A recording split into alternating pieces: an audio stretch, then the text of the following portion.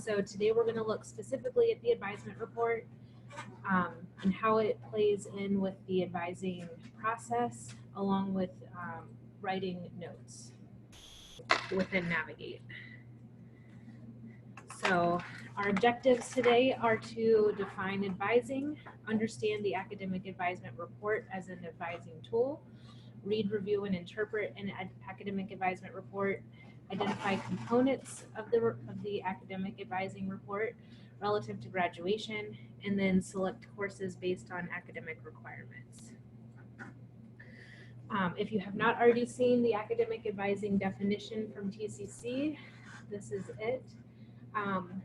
It's a lot of words. It basically means we advise students on a holistic view, getting them from day one in college all the way through graduation.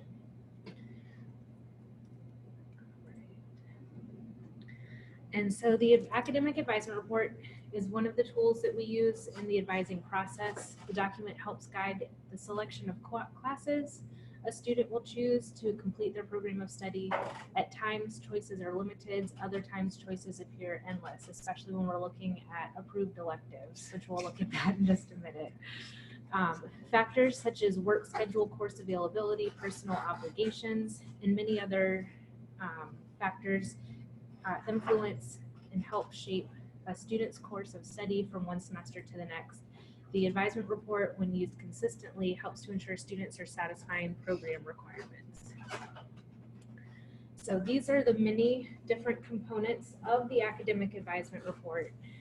The first one is the plan, code, and description. So I gave you a general studies student example. So we can start identifying some of these pieces of the advisement report as we're going through. So the plan, code, and description, of course, I didn't print one for myself, so I'll be coming around. Yes, so the academic plan code is 699, and the plan description would be general studies. Not yet. The plan requirement term, what semester did this student start in this program? 2018. Fall. Yes. So they started fall 2018. So they are locked into that catalog year. Whenever they change their major or select that on the application, they are locked into that catalog. Their overall status. What is this student's overall status? Not satisfied. All right. The only time it says satisfied is when every single requirement area is satisfied, which would mean that they're ready for graduation. The next area is for each course requirement. There is the required, used, and needed, which have little slashes between them. So at the very top, under course grad requirement group, for the units, how many units are required for the student to graduate? 61. 61. So that's how many credits are in that degree. How many are used? 26. All right, so the student has completed 26 credits or is completed / enrolled in 26 credits.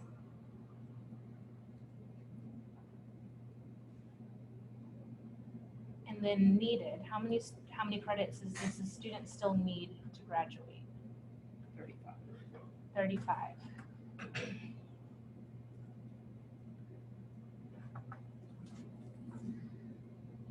So many of our students try to be full-time students. How many semesters would this student have left if everything's going right on track? Is 12 considered full-time? Yes, 12 is considered full-time. 3. Yes, they would have 3 semesters left. Because that's often the first question they ask, when do I get to graduate? Right, and so that's an easy way to look at it is you have this number of credits left. Depending on how many credits you take each semester, it should be this number of semesters. All right, so then satisfied versus not satisfied. Does anybody see a category that is satisfied?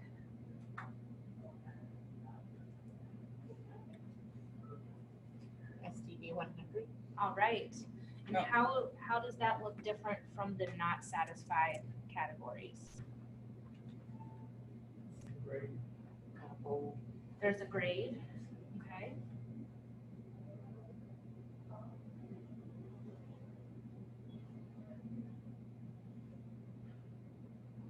Anything else that pops out at you that makes it look different from the unsatisfied? Well, it lists what class they took. Mm-hmm. It lists the specific course they took.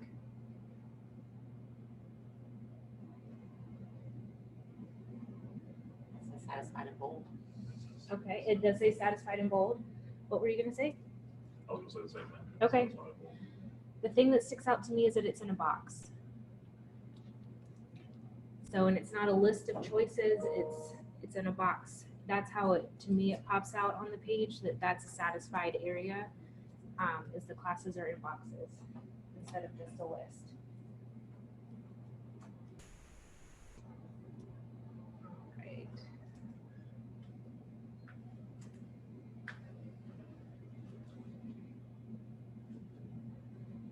If we go all the way down, it'll probably be page, let's see what page it's on.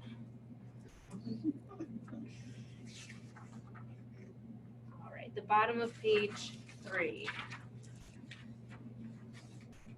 The next category is the common GPA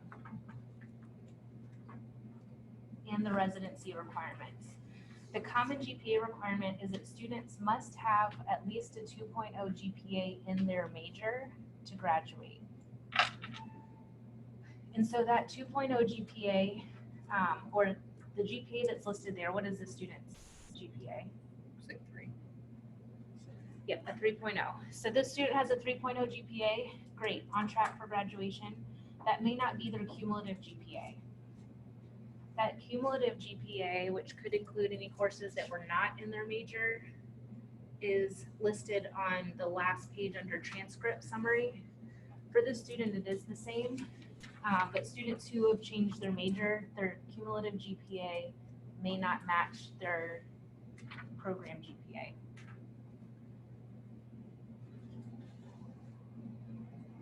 But the registrar's office, when they're running graduation reports, are only looking at that first GPA listed, the program GPA.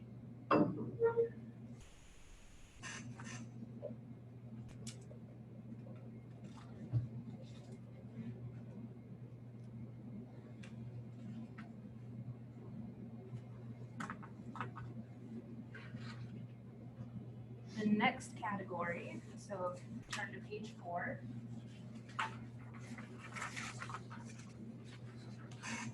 The next category is the residency requirement. Students are required to complete at least 25% of their credits at TCC in order to graduate from TCC. We have a lot of transfer students, especially with military students coming through, that that's one that might be important to look at if they have transfer credits that have come in. But for most program, it's around 15 to 16 credits that they need to take at TCC in order to graduate from TCC. It's about 15 to 16, just depending on how many credits are in the program.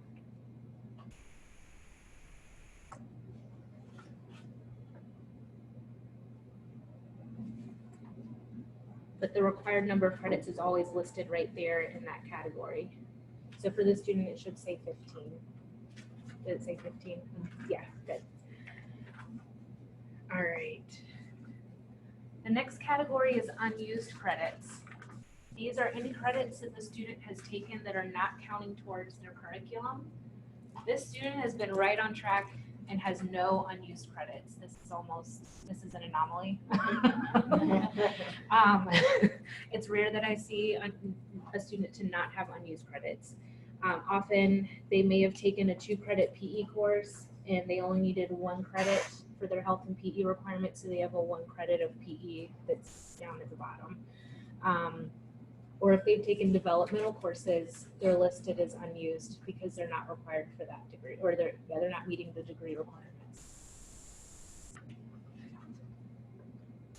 And then course history is just a list of all the courses they've taken in order.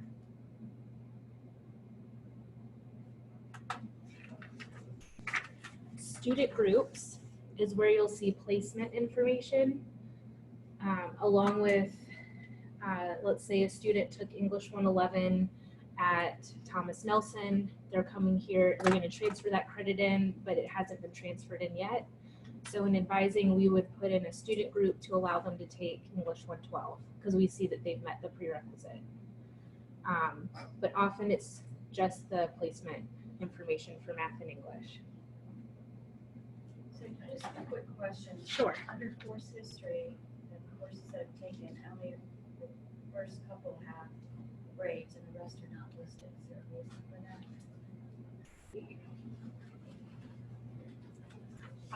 If In you progress. see in the last column, it says IP, that means in progress. So that student is enrolled in those courses currently.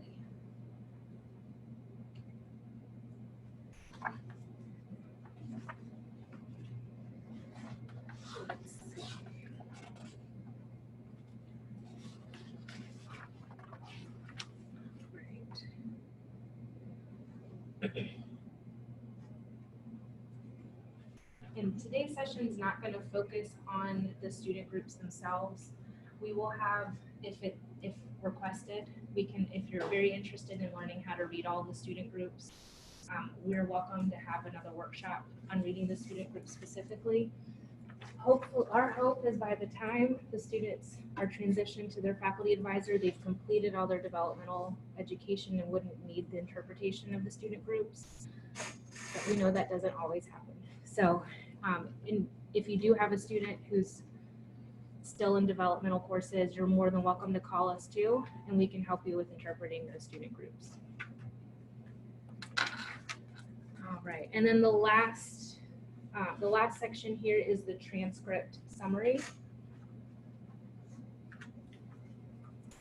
And this is their cumulative GPA. The first column lets us know that they're in a credit program instead of a non-credit program. And then how many credits they have completed, how many credits plus transfer credits that they've completed, and then their grade points to calculate their GPA.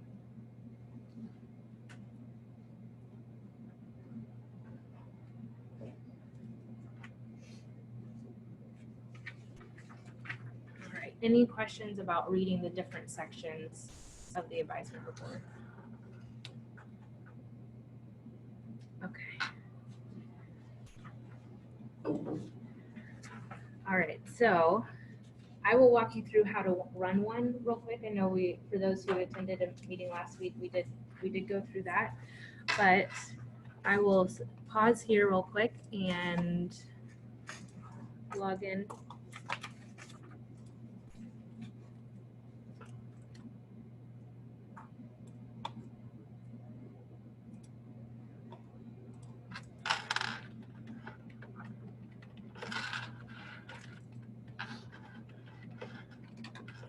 So go ahead and log into my TCC.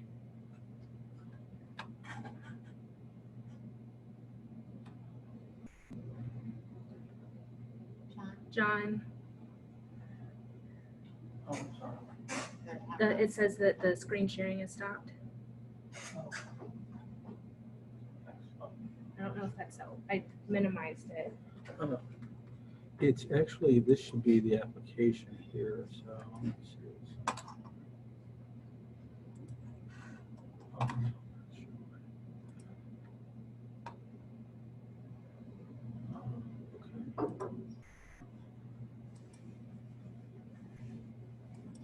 Okay. Okay. All right. I'm gonna move this guy to the bottom. All right. So if you choose SIS,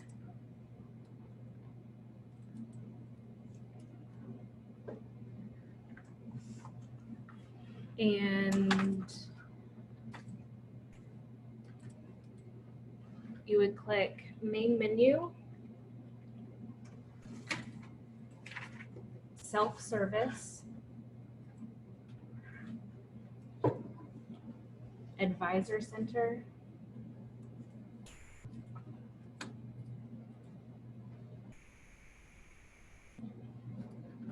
and then My Advisees.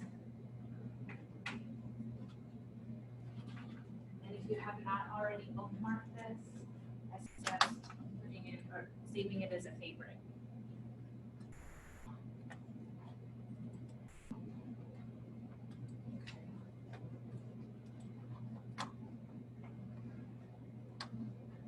Yay, you have somebody.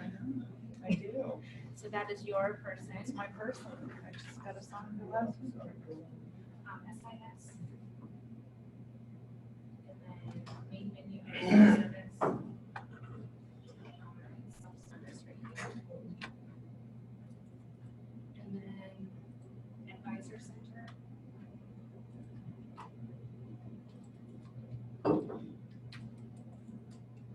And then my advisees. Favorites. Oh, you already have it saved. Isn't it saved?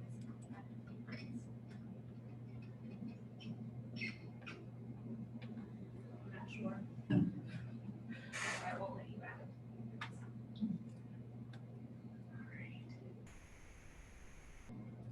All right, so from here, if you have a student listed, you could run their advisement report. Otherwise, in Student Center, if you click on the Student Center tab, it will come up with you as a person. And you would click Return to Search at the bottom. And we can search for a specific student.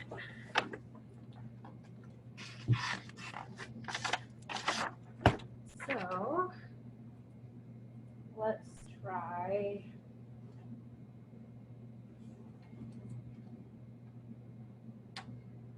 Let's try this one, 706 4152.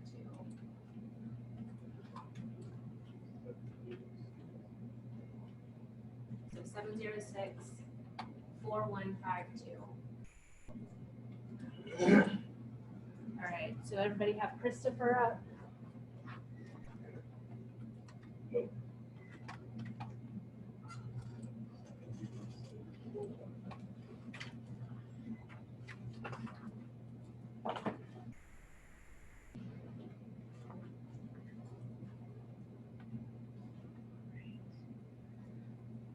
From this page,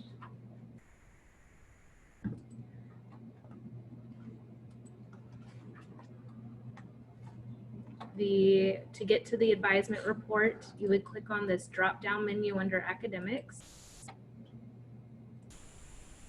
and choose academic requirements.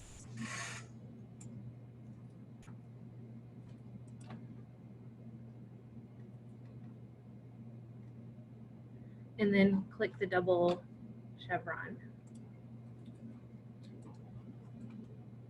Wait, how'd you do the?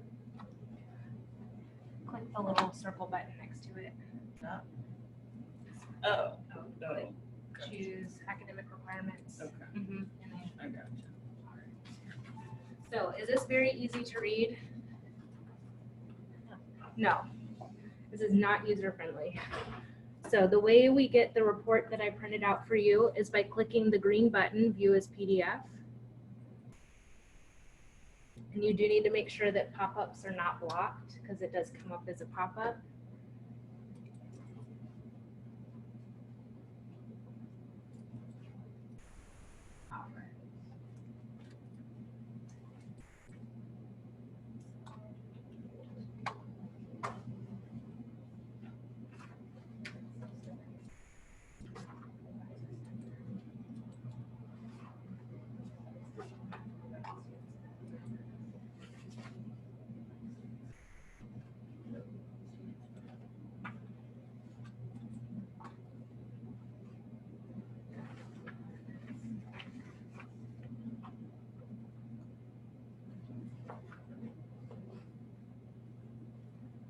so this is just another example of an advisement report for a different student. Okay, and then you'd be able to print it out from here. We will always print the advisement report for student to have a sheet of paper to write on if we wanted to write on, and just as a document to make sure that we're looking at all of the graduation requirements for the student. All right.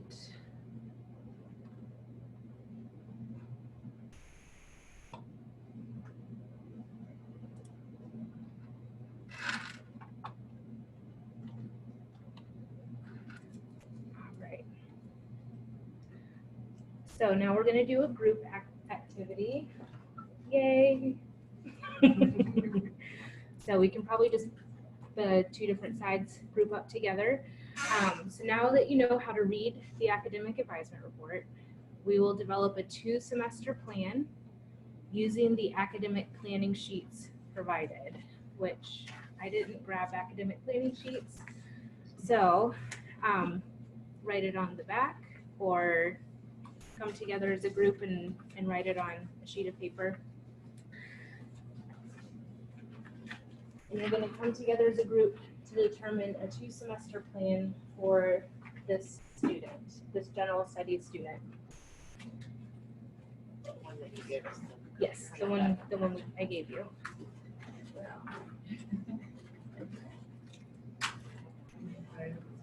Not that one. She wants to see the general studies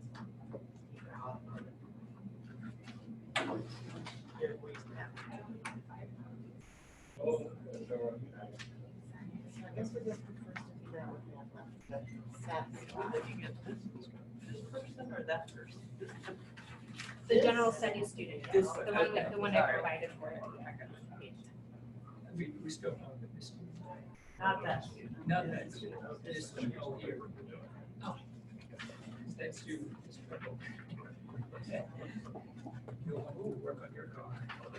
Oh, Mm-hmm. yeah. Actually, I can print one for you real quick. Oh.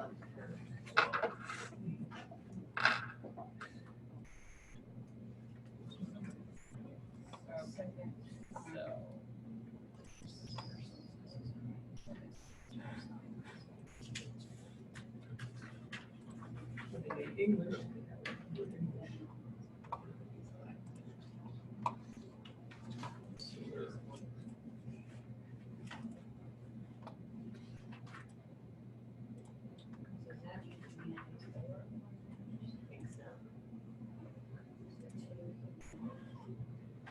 I'm sorry, this one.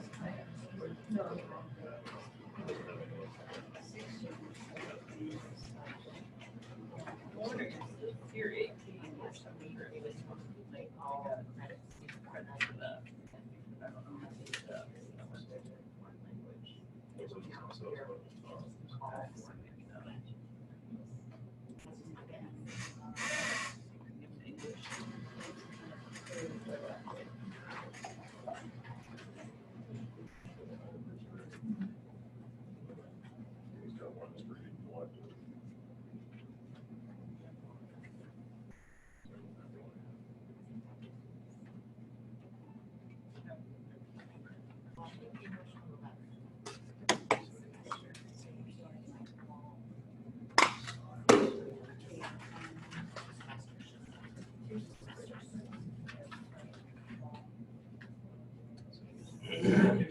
Physical geology. It's the steps right at the bottom. And then on page 4,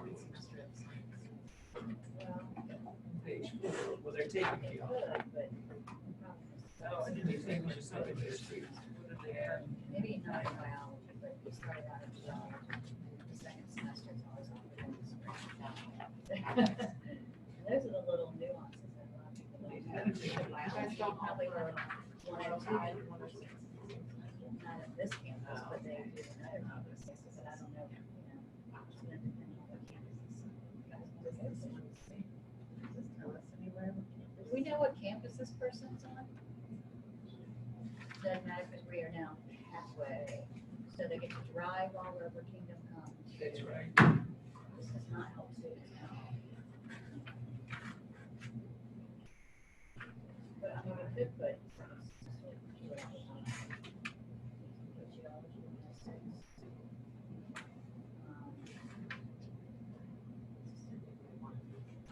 It's in there and so we're gonna kind of redo that stuff. Sequence.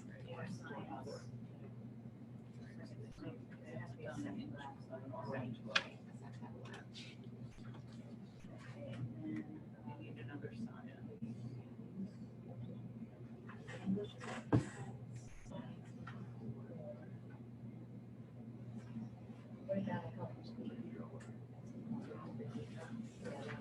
There's again.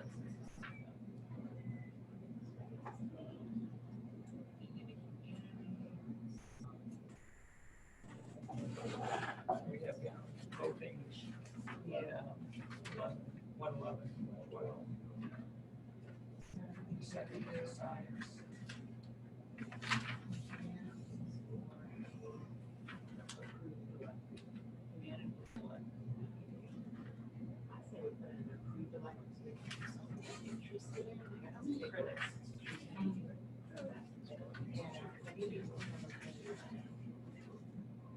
We only need one. In English, science.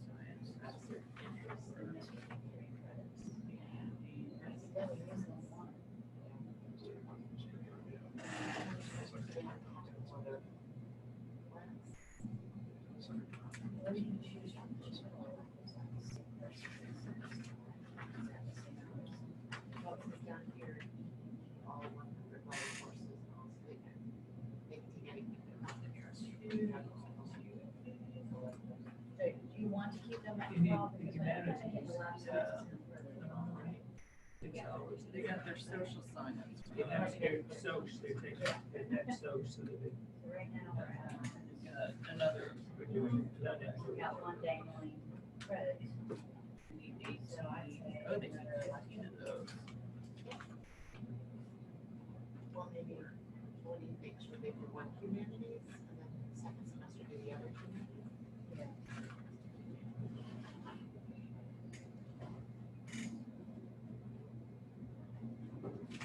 That's the second semester they won't have.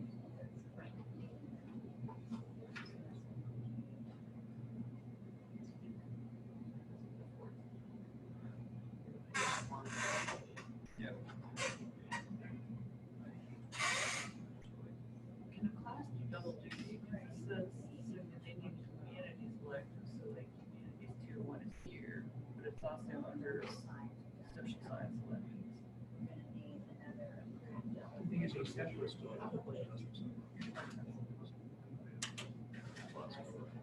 that's true.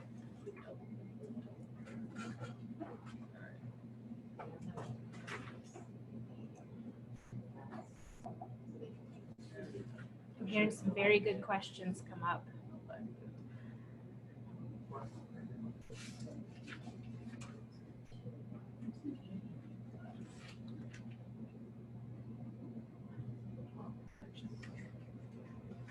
They just wanna do their fall, they can do it.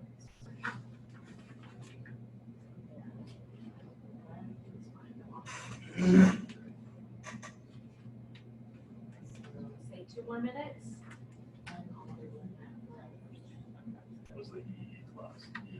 EED is an elective.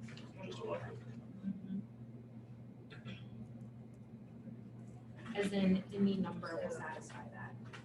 Three units here, 3 units here, so if you have a unit here, it doesn't necessarily be a one. So do we get curriculum guides with their program? I mean, it should be like our right hand, our left hand and right hand. And I did provide you one. With, It was one of the handouts for this, for general studies, yes. yeah.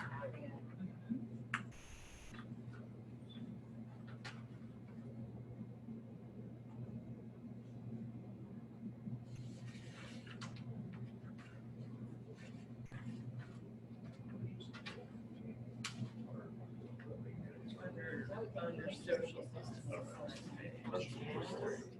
Yeah, that's that ginormous. for life. I don't do anything with public speaking.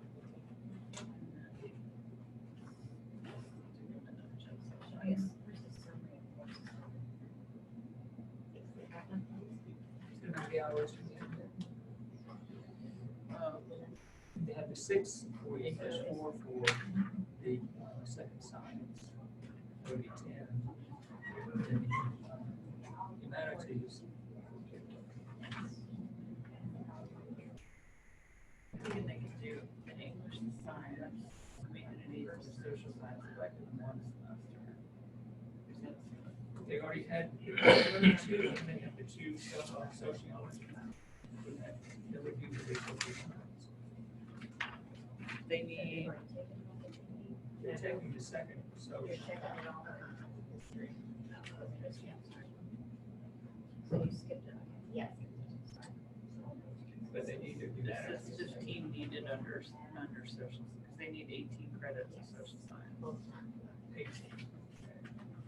Where are you getting Yeah, so the first one, collective work, administrative.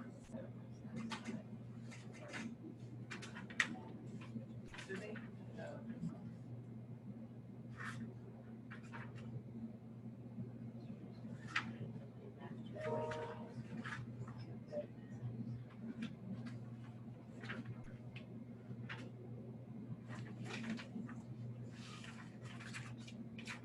That's just in general curriculum. Yeah.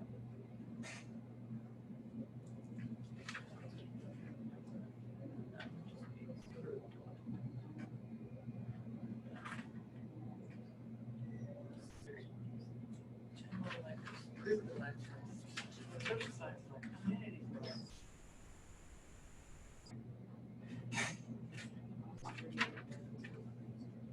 How are you guys doing?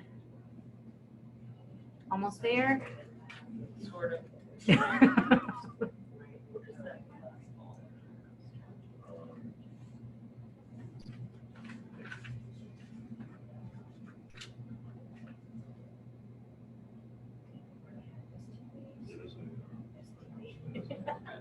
That was good. So they already.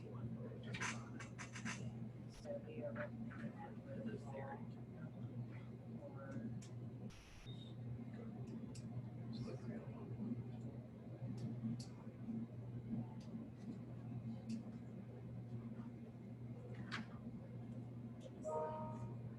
I don't know if because it's that specific class that's required. Semester 3, or second semester. Well, I was just like, that's the way they have it broken down, the student has to take, all of this lot. So I just write down, we're recommending it for the next fall, based on.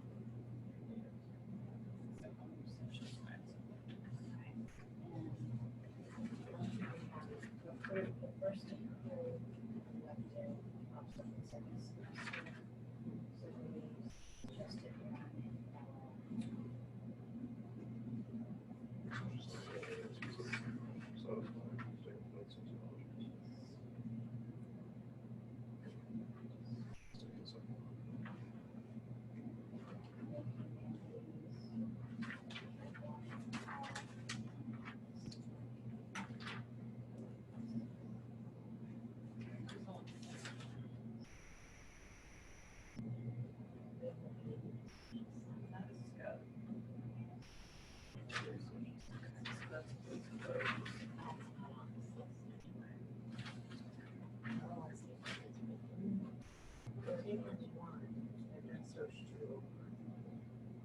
All right.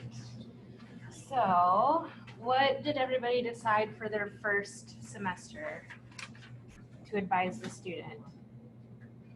English. All right, would anybody else have English? Chose English Yes. for the first English semester? Okay. and science, And the science, okay? and approved elective, one humanities, and a health and PE. Okay, what did you guys choose? We did the, yeah, except I moved the PE to the second just because science is a lot and I'm trying to not overwhelm because I think science is tricky. Okay. Okay, and then for the second semester, what did you guys choose? English 112, 2 approved electives, and another humanities, and possibly health and PE, same reasons. Okay. What about you guys? Pretty much the same thing. Okay. All right. So neither of those were wrong. They were both right. Great. As long as that English 111 came before English 112, that's the main thing. Did anybody know? I know you all pulled out that you loved having that curriculum guide as well. What did you notice any similarities between the advisement report and the curriculum guide? Well, it lists the required courses and the curriculum, and the advisement report tells you if you're satisfied with or not. And then when taken in the grade. They should also be listed in the same order. Liberal arts is a little different. We had to make some adjustments because of the way electives were filling in on the advisement report. But aside from that one, they should be listed on the advisement report in the same order that they're listed on the curriculum guide to help make it a little easier. So where are these housed again? Exactly. So do you have iIncur saved on your computer? Well, I'm just now going through it in the webpage, but All right, so when you get to the web page and you choose faculty and staff up at the top, if you scroll down to instructional resources, so the first left box, and you click on iIncur,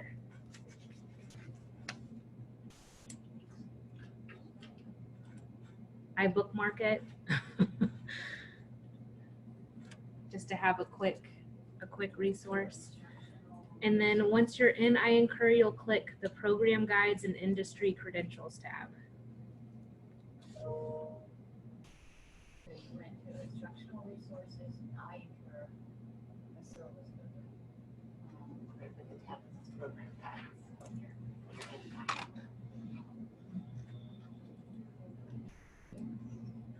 After assessment.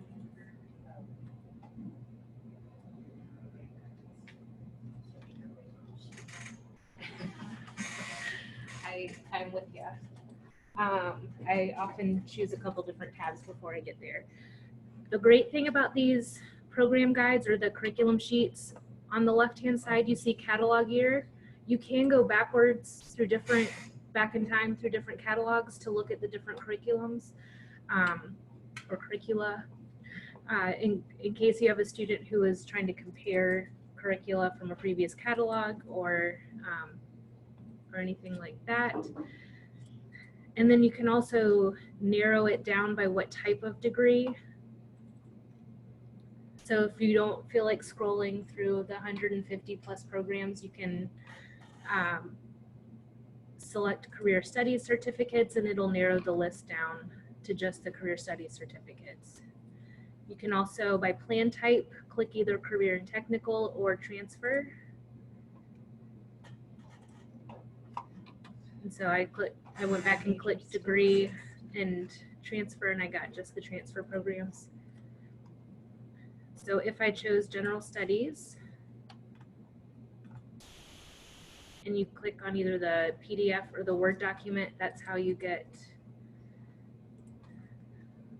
what I printed for you.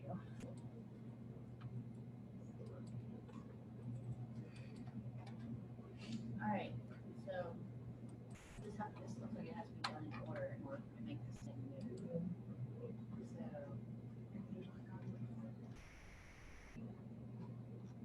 Like, this one here for science.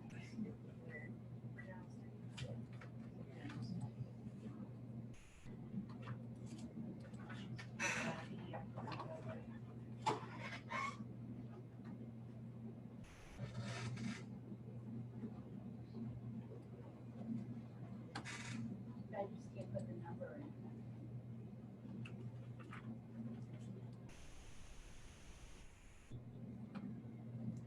Choose degree or all, either one.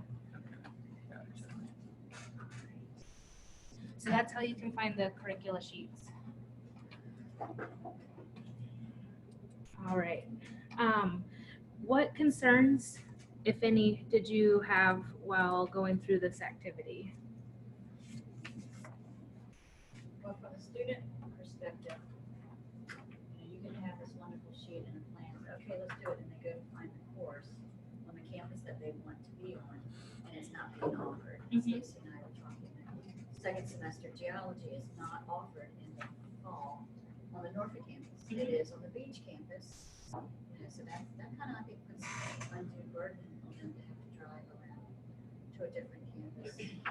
Right, or you have the conversation, well, let's, if you really want to take historical geology, we'll move that to the spring semester. Right. And we'll just swap out a different class for fall. So the people that we get assigned are those students actually on our campus, or we just completely ignore home campus concept now? That, I'm not sure. Do you know if yours is a Norfolk campus student? I think she is, because I know she lives in Norfolk. Okay. But there was only 2 in our pathway. So it just came down to, I got one and Michael Bales got one, and I think they just kind of, whoever looked like they were gonna fit better. I Okay. don't think we literally looked at campus at that point. But Okay, like I said, there's only 2 of them though, so. right. Okay, so that's definitely a good question.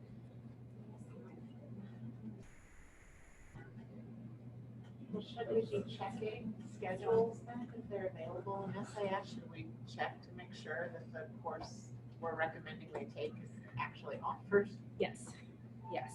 So if you do end up having the discussion and get more specific, then take a science, which hopefully get a little bit more specific, especially with science courses. But if you're talking sociology, psychology, and they're like, well, it doesn't matter which one I take, then you can point them to the schedule and say, pick any of these. But yes, if I'm getting more specific and it's getting closer to the time for classes to start and there's fewer selection, I will look at the schedule. Yeah.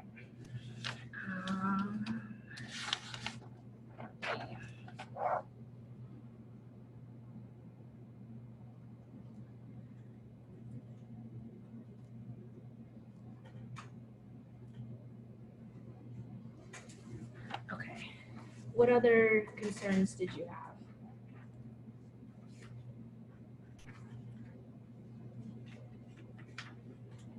If they have gone to another school and their transcript has not been, what's that word? Evaluated. Evaluated. Yes. Will we know that? No. Okay. So conceivably, they could get credit for something later that we have told them they should take because we didn't know that they were gonna get credit. Yes. Okay. Yes. That would be another great question to ask. Do you have any transfer credits that haven't been transferred in yet? And then if you have additional questions about that, then send them back to us or That's call something us. you just, ask directly to you. Mhm. Or the supervisor or the lead counselor on your Right. campus. Right. Yep. Because we have access to Image now, which is the software that we use to store all student external records, I guess. And we're able to see if things have been submitted, if the request has been submitted. Yeah. And that could just be a phone call too. You could call us to see if we even have it. Because sometimes they say they've submitted a transcript, but we can't see it. What are any other concerns or questions you had?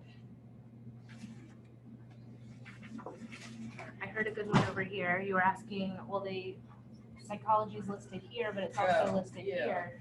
Can They they can- double dip? They cannot. A course can satisfy 2 different categories, but it can only satisfy one category. It could be listed under multiple categories, Okay. but it can only satisfy one category because they need that total number of credits to finish the program. Yeah, students will ask the same thing all the time. But I already took it, but it's listed here. Why isn't it counting in both? Because it can't satisfy 2 different categories. Any other concerns? Beginning, I mean, you've been doing this a long time, so I'm sure you can come up with these 2 semester plans on the fly with a student you've never seen before, you know, in your office. But for us, the first time, should we sit down and pre-plan what we think we want to talk to the student about rather than hash our way through this with the student sitting there? I would, yeah, Yeah. I would recommend it, or have an idea. Definitely review the advisement report ahead of time and kind of get an idea of what courses they still need to have. With the student, and that's why I also, another reason why I gave you highlighters, with the student, I usually highlight every single thing that's not satisfied. So they get a picture of what they have left to take as well. I just wouldn't want them to see my struggle with working on stuff. Yeah, before they get there. Yes, yes. And I still look at students before I call them back. I'll pull up their page just to kind of gauge, is this a student who has a low GPA and I need to have that conversation? Is this a student who is about to graduate and I need to have that conversation? Just to kind of see where the student is. Is this their first semester? It's another conversation. So, yes. All right, so another question is, what is a good way to get the student interested in selecting their electives?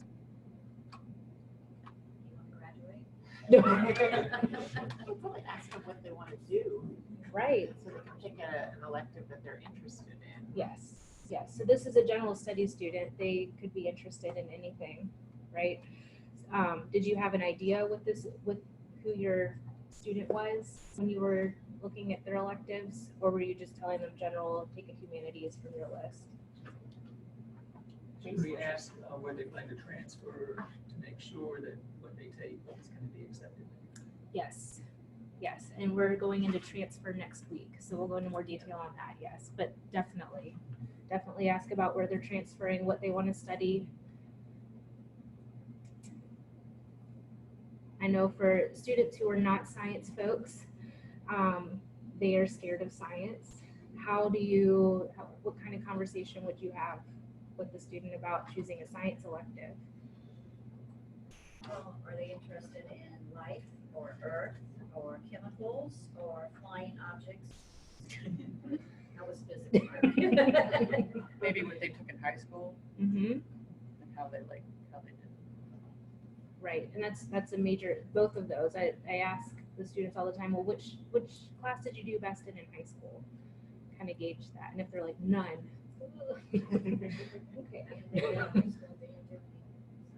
Right. So, but yeah, that's definitely a way to help move them into that, into helping them choose which elective to take.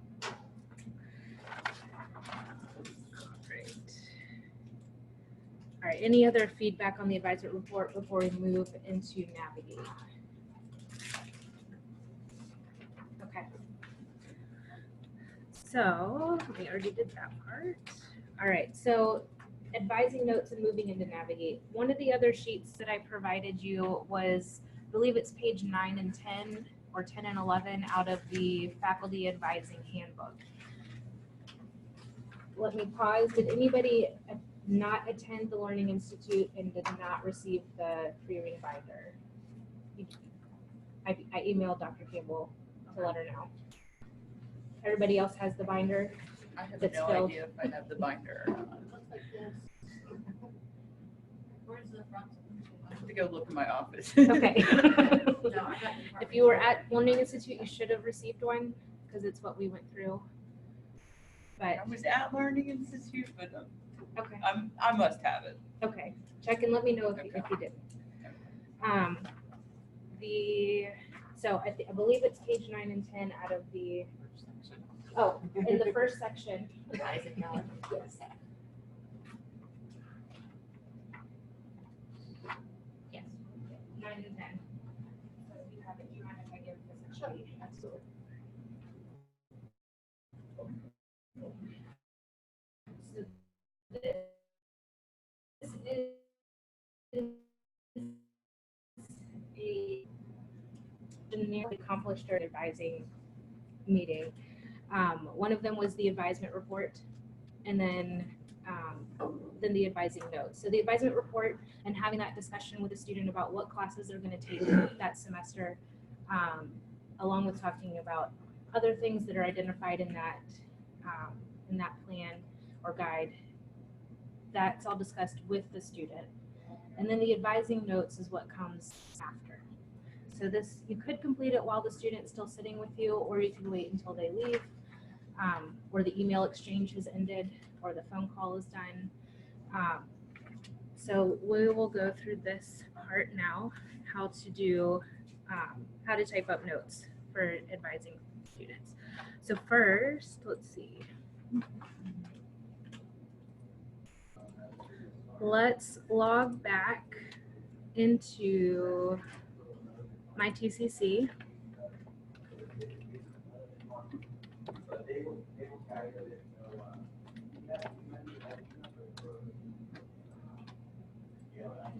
And choose Navigate Staff, the dark blue one at the bottom.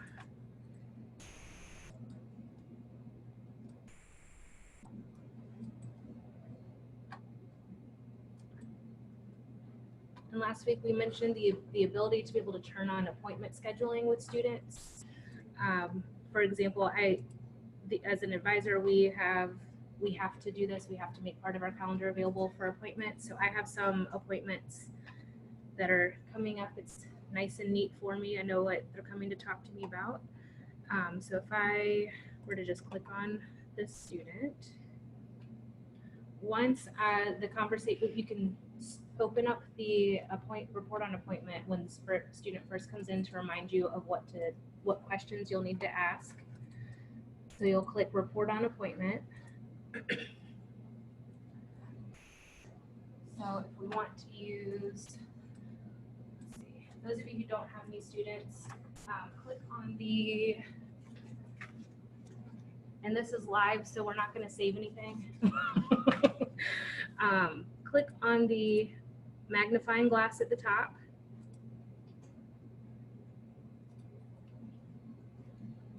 And we can all look at Amanda Silva. So you can either search by her name or her student number.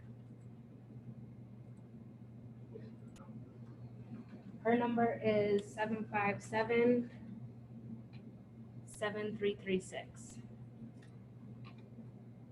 And then you would click on the name that pops in.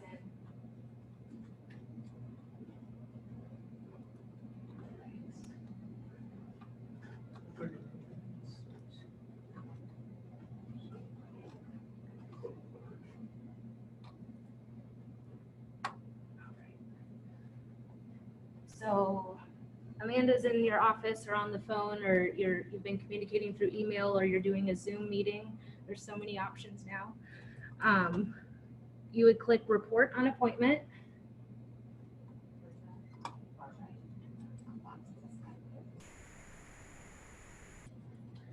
And under the care unit, which is the first drop down, you will choose faculty advising.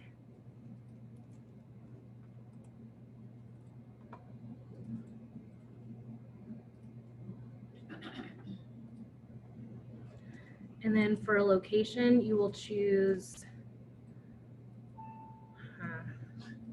okay. So we've started using kiosk as a check-in system, which is a part of Navigate. And instead of having a Norfolk campus location, we've had to split it between the different buildings so students can check into just those buildings. I will make a note.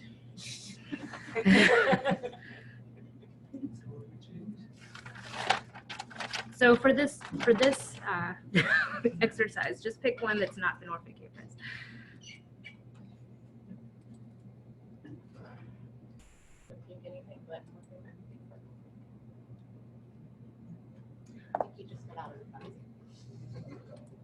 And then under service, the only option is faculty advising.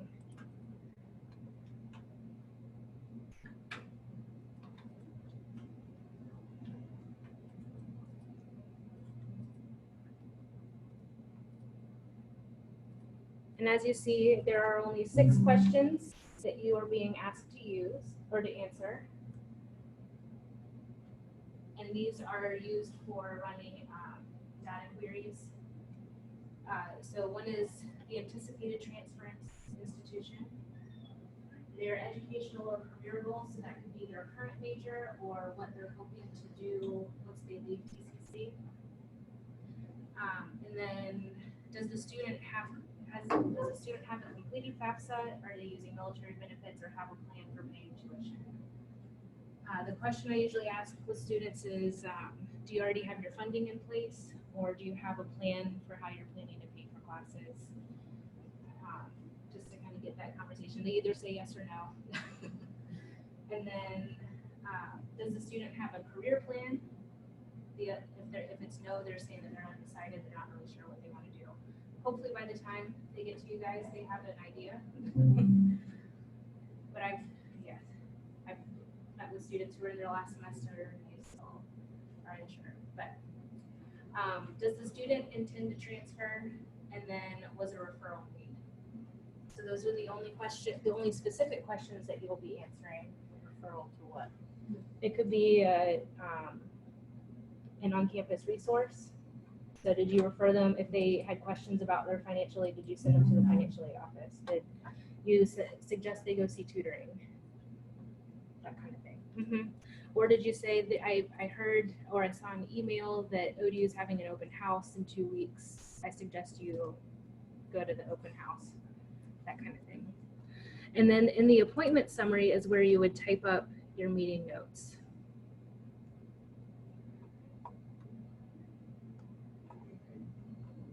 All right, so I'm going to close this out. If you want to exit out just so nothing gets saved to her academic record. I will go back into the notes. So this is, the notes session is basically reviewing what should and should not be included in a student's advising notes. Because these notes are part of their academic record, they can be subpoenaed by law. So we want to make sure that we're writing things that are not going to put ourselves or TCC in jeopardy. So yes. The other reason why notes are needed is to provide consistency in advising, documentation of previous discussions and decisions. So if you talk with a student, they're working a full-time job, they have 3 kids, but they want to be a full-time student, and you have the conversation, it might be best that you reduce your course load this semester. I saw you got C's and D's last semester. Maybe it's better that you reduce your credits. And you put that in your notes, advise student to be part-time. If they come back, they fail all their classes and they say, well, they told me I could take full-time classes. You have it documented that you suggested that they be part-time. So yeah, it's great to have that. We call it CYA, right? It helps keep the student and advisor on track, creates a digital memory for the student and the advisor. The students don't see these notes. They can't log in and see them. They can only see them if they request to have their academic records. And then there's documentation when confusion or misunderstanding arises between the student and an institution, or in cases of legal action. The communication is intended to provide information that can be used in future sessions by the student with you or other advisors. Yes. Our peer communication is the acronym that we use. So it's professional, useful, relevant, and then excluding any sensitive information. I assume if we have any doubts, we can call. Oh, yes. Yes, make sure. Yes. Before once it's typed, you can't.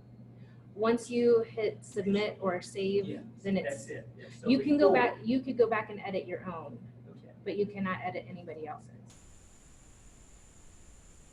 So you can see other people's notes, Oh, okay. but you cannot edit anybody else's notes. Okay, but you could edit. You could edit your own. Okay. I know I have accidentally put notes in for the wrong student. So I did, yeah. So I was able to go back in and adjust what I wrote. Let's see. Examples of what to note during the advising session, and the sheet that I provided with the 4 different categories is a good summary of this. So course recommendations, any courses that you suggested that the student take, any referrals, and again, that's referrals on campus, except what's the one referral that you cannot type in your notes.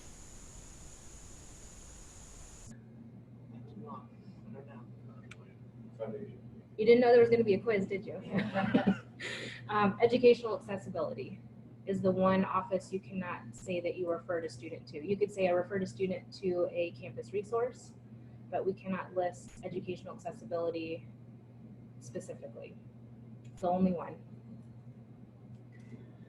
Listing next steps for students, any specific advice that you gave them, any consequences communicated, such as based on students' personal life, I advise them to be part-time.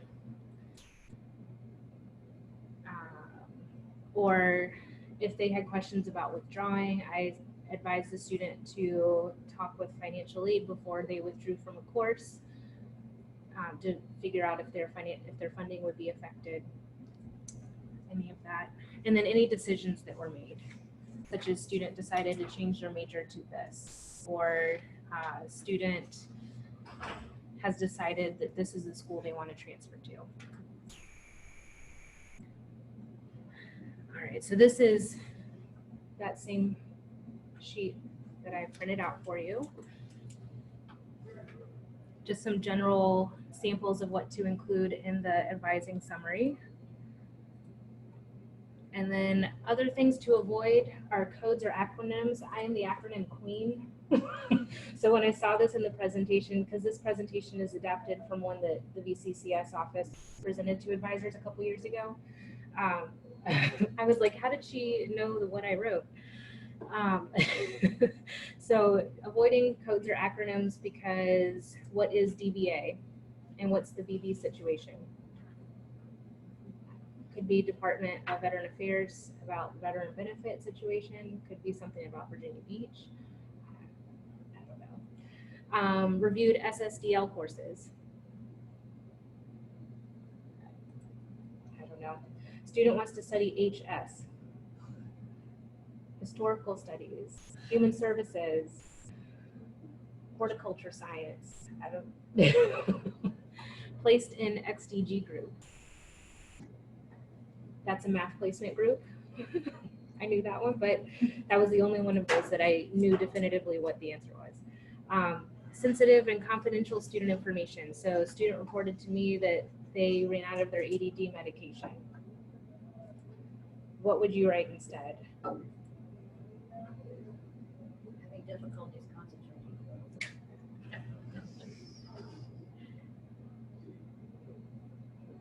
Student concerned about.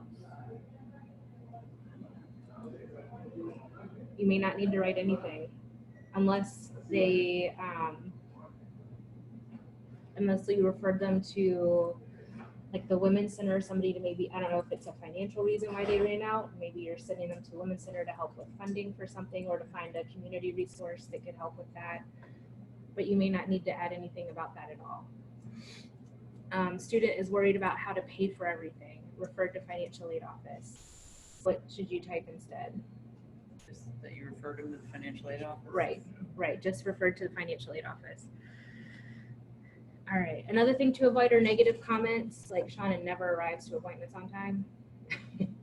Student refuses to follow any of my advice, or Heather reported her English 111 teacher is unfair. Anything that's biased doesn't need to be listed in there, because we also don't want for somebody to read this information and then create a biased image in their head before they even meet with the student. Or then subjective or speculative comments like John C's personality is a good fit for nursing. Heather may have some kind of psychological disorder. Shauna is avoiding taking math, probably because of her grade last semester. We don't need to speculate, and we don't need to say that she's avoiding math. Just Shauna chose to take math in a later semester. Some tips for advising notes are they should be informative, concise, professional, and lacking statements of judgment or negative comments. Include important tips or steps communicated to the student. Reference any deadlines given, such as tuition deadline, graduation application, maybe transfer application deadlines if that was discussed. Not include any personal or sensitive information, and should not be shared with anyone who doesn't have a legitimate educational interest, and then include any follow-up required.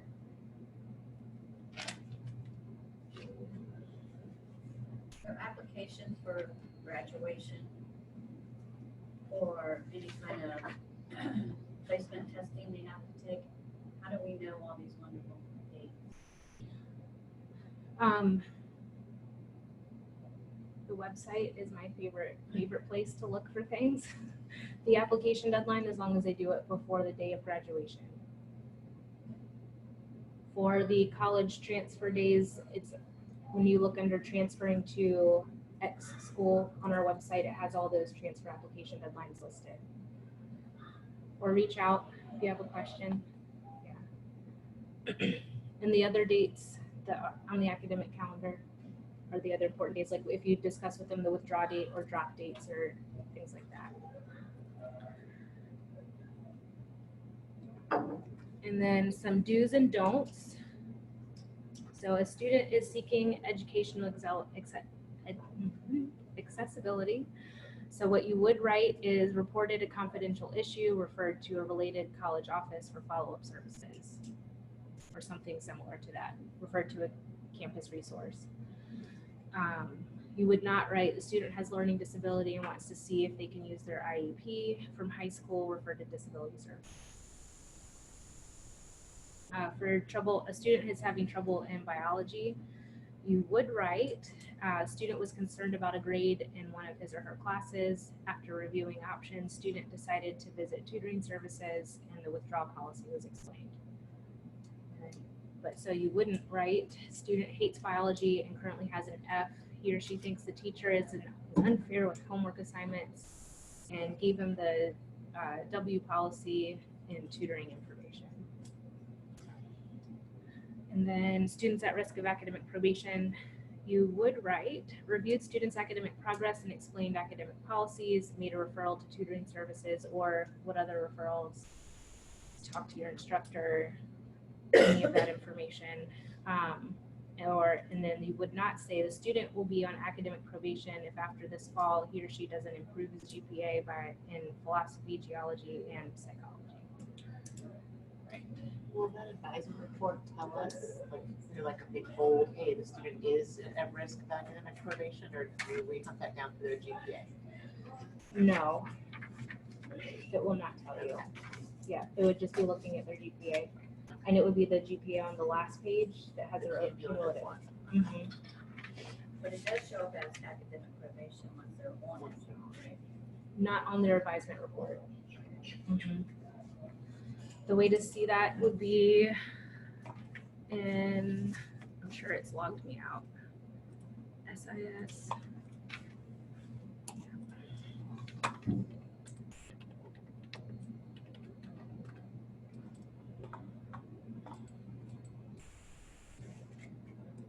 Under student inquiry. Oh.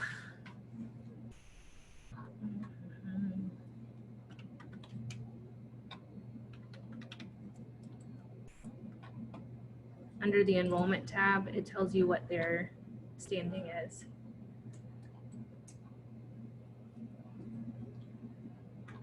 And if you click view all, you can see all the previous standings as well for each semester. This poor kid. All right. Oh no, did I close it? No.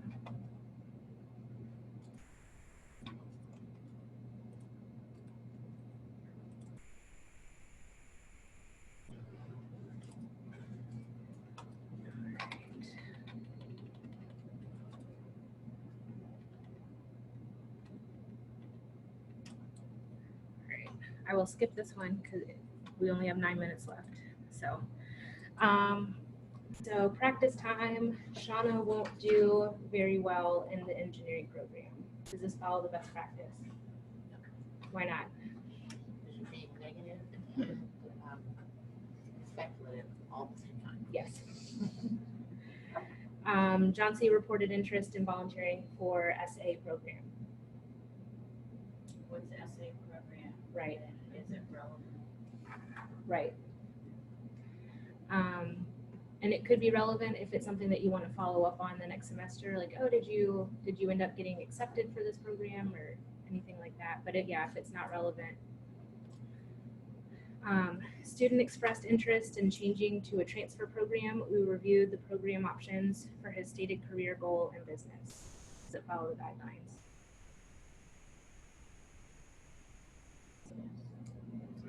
Yep, that one's good. All right, Heather says she suffers from an anxiety disorder. Referred her to the Disability Services office. No. Too much personal information.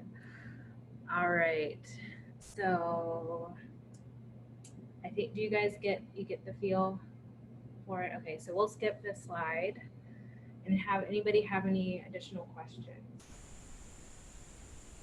I just had one. Okay.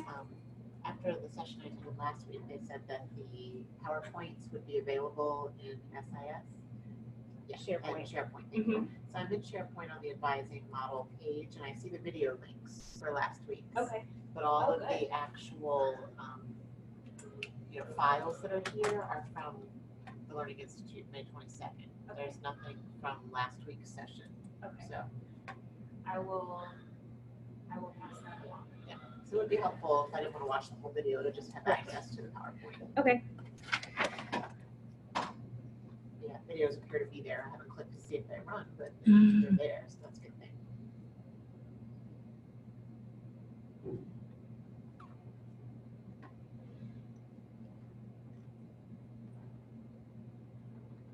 Nothing else? You guys are ready to advise? Not really. I mean, I did 120 students when I was at ODU, but that's been a couple of years, so I'm comfortable with it, but I just do not, the main thing is I don't want to give that information. So I want to know a safety net, which is, yours all, your office. Yeah. Or speed dial. Yes.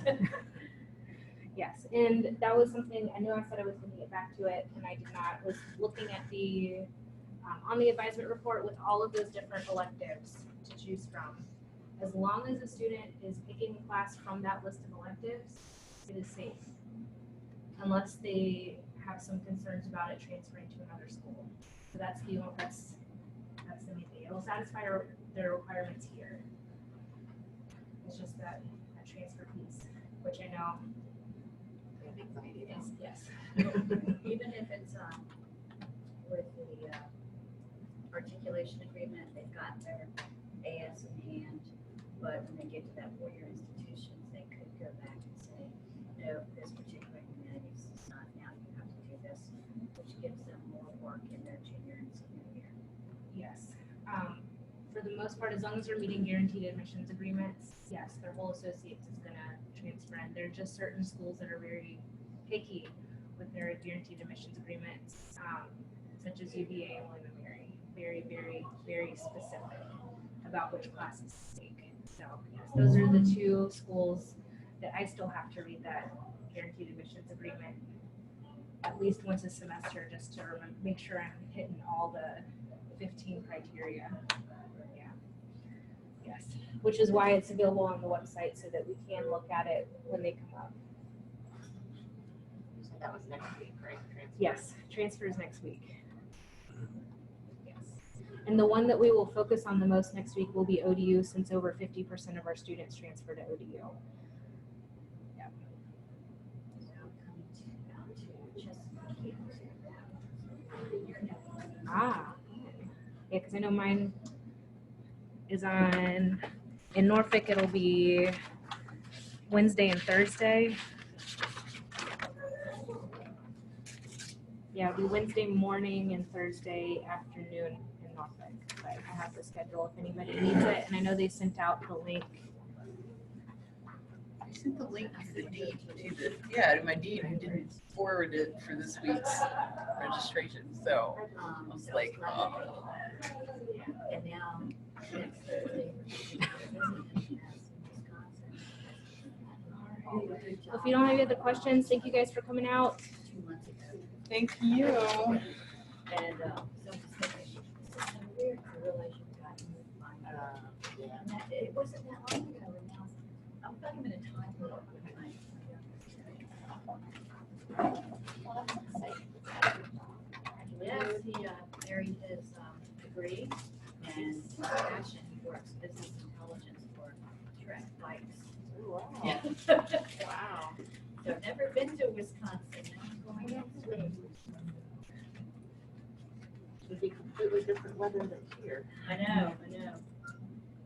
Snow. I gotta get my Midwest accent. You know, it still comes up. But I had that. That was very helpful. Oh, good. Do you want your highlighter back? So eventually I get a binder. You check with your sign now. Yeah, it's not down. I will get a binder. That comes up. Yes, I emailed it to Dr. Campbell. I said that you had not received the contents. Right. So, Well, actually, I did not even receive the binder. I was getting at least a chair. Ah. As an empty binder. Okay. But so no, I didn't get the pretty cover. And But your I've got plenty of binders, so if I'm just handed the content, that's okay, no big deal. okay. But so, because I was gone for my son's college graduation, couldn't attend. Gotcha. It is all Fun, SharePoint, the document part. Better in here. Okay, but if somebody else prints them out, that's even Oh, better. I agree completely. Thank you. Have a good weekend. Have a good weekend. So, one of the bigger things for me is just the notes themselves, just making sure I don't. Yeah. Put things that, And just as an example, let's see. So these are some of the ones that I've done recently. Let's see. back. Oh, thanks. So when I click under history, you can see all the notes. So I'm not super specific. So I sent the admissions for the LES hold and then advised to return November to enroll in classes. So Okay. not just basic next steps. Let's see. I'm trying to think of one that I met with Talk about yesterday. the important things, but less is more. Mm-hmm. Kind of. I think I advised Terry yesterday. Oh, that was financial aid.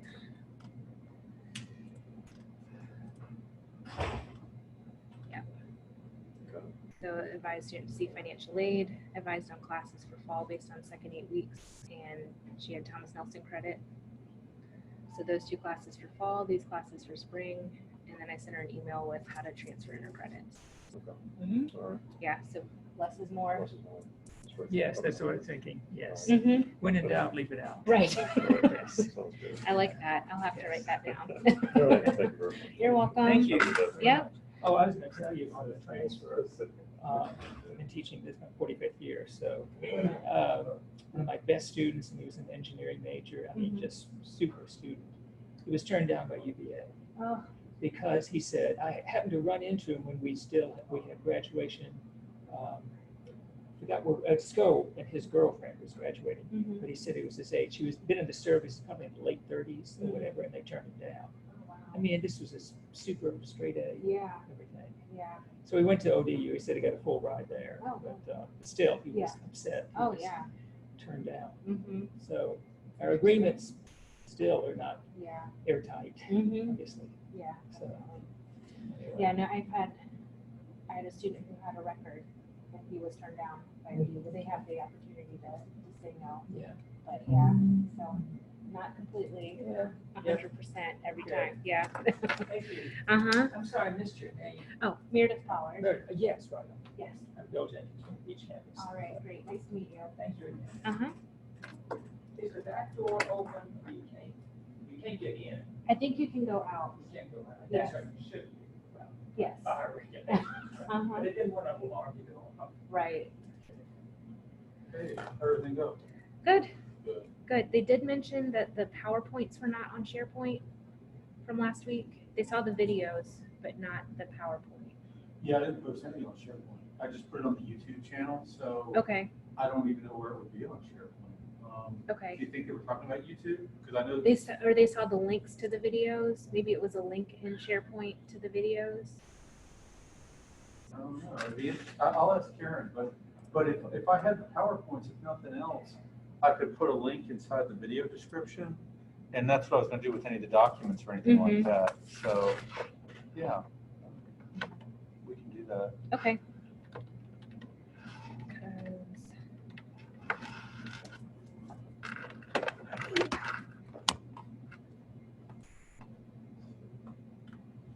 It does have its own channel now on YouTube, so if you, Uh-oh. yeah, so it's pretty cool. I'm gonna click on it. at least they won't have to hunt for the videos among the other Ah. videos. Here, it's under important links, faculty advisor, refresher workshop. Those two. Really? Oh, cool. They must have put them up quickly. But they said that they wanted the PowerPoint, so if they didn't want to watch the whole video, they could at least review the PowerPoint. Yeah. So I guess having a, Well, it must be Cindy who's doing this. okay, So yeah, so she could update that page for you easily. okay. That'd be awesome. Yeah.